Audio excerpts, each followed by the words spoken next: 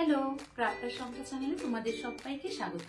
প্রথমেই তোমাদের জানাই অনেক ভালোবাসা আর অনেক ধন্যবাদ, কারণ তোমরা এর আগে যে আমার একটা এক্সপেরিমেন্টাল ভিডিও দিয়েছিলাম সেটাতে তোমরা অনেক ভালোবাসা দিয়েছো। তার জন্য আমি আজকে আরো একটা এক্সপেরিমেন্টাল ভিডিও নিয়ে চলে এসেছি। সেটা হলো এই প্রেসার কুকার। এটা হলো কেনা প্রেসার কুকার, আর একটা আমি যেটা তৈরি করেছিলাম ক্লে দিয়ে প্রেসার কুকার। তো দুটোর মধ্যে আমি টেস্ট করবো কোনটাতে আগে ভাত হয়।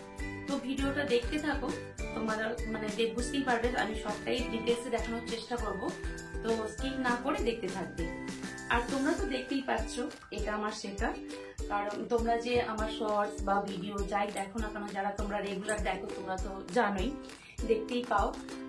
তো তোমরা আজকে ব্যাগটা দেখো, সবটা দেখো, টোটালি দেখো। এই হলো আমার সেটআপ, যেটাতে আমি রেগুলার ভিডিও করি।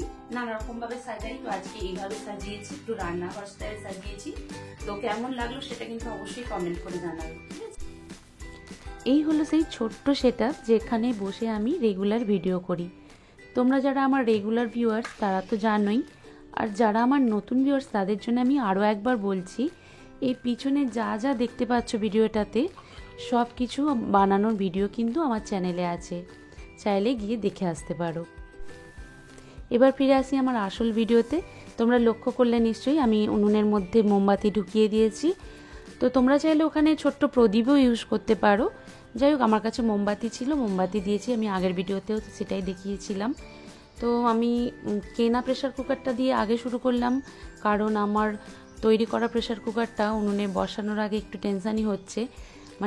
শেষমেশ আমি ওটা ঠিকঠাক গোটা পাবো কিনা আমি জানি না, কারণ এখানে প্রচুর জয়েন্ট আছে আমার তৈরি করা প্রেসার কুকারটাতে, ছেড়েও যেতে পারে। তো আমি তাই কেনাটা দিয়েই শুরু করলাম, দেখা যাক কতক্ষণ লাগে। চাল তো দিয়ে দিয়েছি, চাল আগে একটু ভেজানো ছিল। তো 5:26 আমি চাল দিয়ে প্রেসার কুকার বন্ধ করলাম, সবে ফুট ধরেছে। এখানে দেখো একটা জিনিস লক্ষ্য করো, মোমবাতি উনুন থেকে বেরিয়ে গড়িয়ে ছড়িয়ে গেছে। জানি না শেষমেশ কি হবে। মোটামুটি ভাত হয়েই এসেছে, জলটা প্রায় শুকিয়ে শুকিয়ে গেছে। একবার চেক করে নেব ভাতটা হয়েছে কিনা। মনে হচ্ছে হয়ে গেছে। তো এখন 5:44 বাজে, আমার একটা প্রেসার কুকারে ভাত হলো কমপ্লিট। এবার আমি আমার তৈরি করা প্রেসার কুকারটা বসাচ্ছি। আগের মতোই আমি 2 জগ জল দিয়ে দেব আমার পুচকু জগের। জলটা গরম হয়ে গেছে, এবার আমি চালটা দিয়ে দেব।